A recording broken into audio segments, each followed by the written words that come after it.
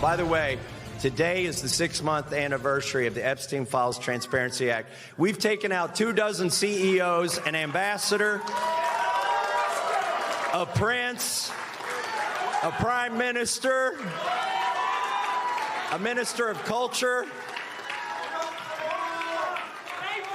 And that was just 6 months. I got 7 months left in Congress.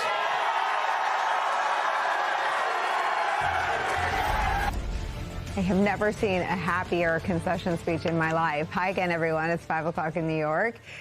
It's a political victory that might come back to bite Donald Trump in the you-know-where. That was Kentucky Congressman Thomas Massie conceding defeat last night in a Republican primary after being defeated by a candidate Donald Trump personally recruited to run against him because he was mad at him. Massie angered Donald Trump by being one of the main drivers in Congress for transparency around the Jeffrey Epstein files. Massie is hardly alone, though. Republican members of the Indiana State Senate and Republican Senator Bill Cassidy of Louisiana have all met the same fate after Donald Trump deemed them insufficiently loyal, even though they did all sorts of things that their histories suggest they didn't agree with, all in the service of loyalty to Donald Trump. So while Trump and his allies are celebrating their losses as a sign of the president's political strength, political strategist Dan Pfeiffer warns of this, quote, yes, the incumbent president can influence primaries inside his own party. And yes, Trump is getting rid of people he believes wronged him.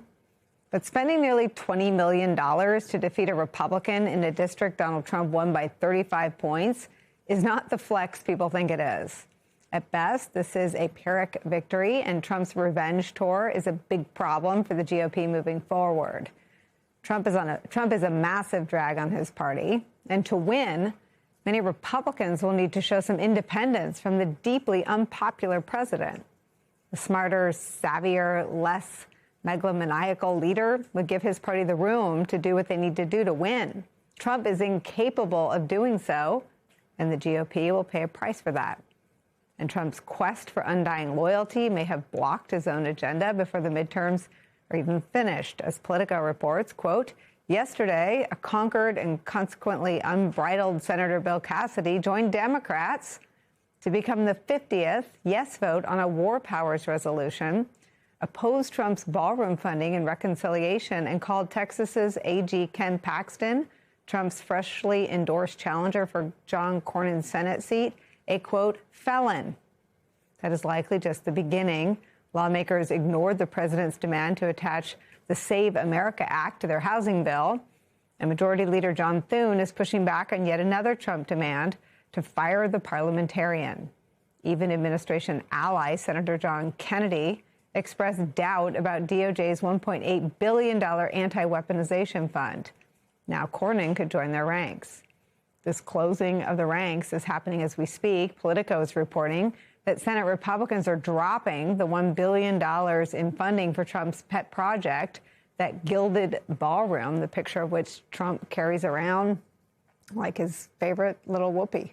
Donald Trump's unflinching demand for loyalty, even at the expense of his own party's political success and agenda, is where we begin the hour with some of our favorite experts and friends. Staff writer at The Atlantic, video podcast host David Frum is back, and Alex Wagner is still with us. David Frum, let me ask you about this. Yeah. Sometimes I have some trepidation. You know, I don't know that it's a good thing to flag some of these things. I feel like this is in the Democrats' interest to have some of these absolutely unpalatable people win primaries so that the Democrats can prevail in general elections. But Trump's unstoppable, and this is who he is, and he clearly doesn't care about his party or his party's political fate. But I wonder what you make of the men who tried to sort of straddle loyalty and some shell or shadow of conviction and were voted out of office anyway. Trump is winning more and more of less and less. And the penny has to drop. I mean, I don't have a lot of sympathy for the plight of John Cornyn, for example, who was never a profile in courage. He was a normal Republican who tried to do normal Republican things, but never stood up for the American way in the way that Mitt Romney did, or even Bill Cassidy, who did vote for one of the impeachment convictions. And Cornyn also did things like name highways for Trump and other self-abasement. But yet he represented the American system working the way the American system is supposed to work. He is what you would expect a Republican from Texas to be, and he's not surrounded by this stench of scandal that Ken Paxton is. And still, Ken Paxton's scandalousness called somehow to Trump, and Cornyn looks like he's going to lose. But these victories are I think Dan Pfeiffer is right about this. These victories are very short-sighted. Trump got handed another defeat just today when a U.S. District Court told him that, no, the Presidential Records Act of 1978 is not unconstitutional. You have to keep records and you have to turn them over. You can't use them as your personal property. You have to turn them over to the National Archivist at the end of your presidency. I think there is something where some gravity is reasserting itself, but he does have that control of more and more of less and less. Yeah, I mean, Alex, even the redistricting gambit, which he seems more committed to than sort of elevating the political prospects for his own party, has this double-sided real political impact. And it is not, I don't know that anyone has explained to Donald Trump that when you change the maps, you make a 10-point wave adequate where a 15-point wave in the past might have been required. And I wonder what you make of all these moves that, politically at least for Trump, represent 2 steps forward, possibly 3 steps back. It's almost as if, Nicole, he doesn't care about the Republican Party.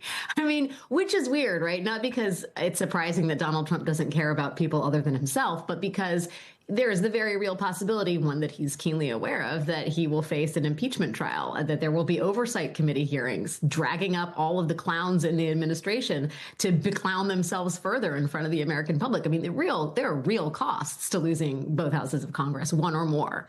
And Trump seems to be so focused on his own vendettas that he's forgotten about that very, very looming reality. I mean, the latest New York Times polling, setting aside the approval rating, shows on a generic ballot, Democrats have a 14-point edge among likely voters. That is really meaningful. And Dan Pfeiffer, who you quoted at the beginning of this segment, has a great piece on that on the Message Box Substack. That is legitimate. And that means that these sort of meddling around the margins, as Republican leaders are doing in these congressional districts, could actually make congressional districts more competitive by spreading Democrats around. Yeah. You have more, this could redound to be a major problem for Republicans come November. They have assumed they're going to hold together the coalition that they had in 2024.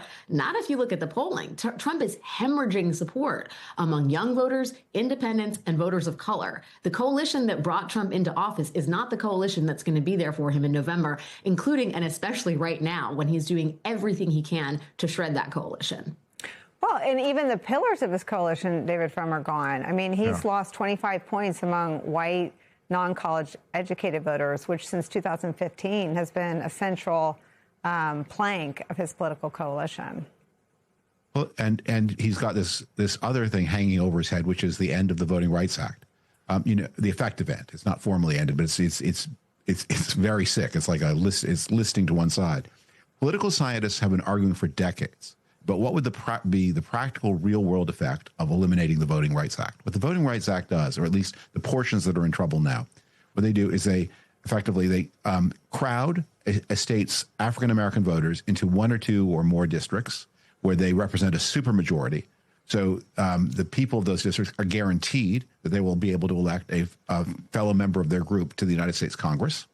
But what they also do is they then make the rest of the state less minority, less liberal, less democratic, and give Republicans advantages in all the parts of the states that are not crowded into the Voting Rights Act districts. And political scientists have wondered, well, if you ended this and you had more race-neutral allocation of seats, that might actually move a number of black and therefore probably Democratic voters into other districts and make the whole state more competitive. Other political scientists have said, no, you're wrong. Academics do that.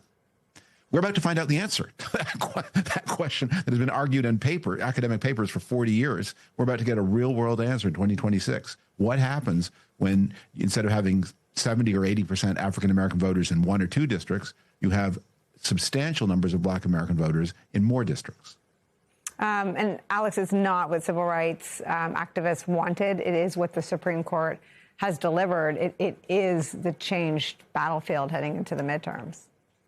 Yeah, and I think that there are sort of multiple conversations to be had around this, those that pertain to the actual sort of horse race of it, and those that, look at the sort of moral underpinnings of the Voting Rights Act and the degree to which we owe minority communities representation of their choosing, given the systemic injustice that's been perpetrated on these communities for hundreds of years. But that's another conversation. The reality is we are living where we are, and Ron DeSantis in Florida could have made the Florida map that much more competitive for Democrats unwittingly, a true dummy mander.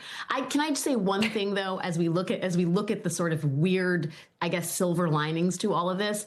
And while it is great that Thom Tillis and John Cornyn and Bill Cassidy have found their spines again because they are walking out of office or being tossed out of office, let us not give a pass to the Republican Party in the Senate that the only people who can decuck themselves away from Trump are the people who are leaving Congress.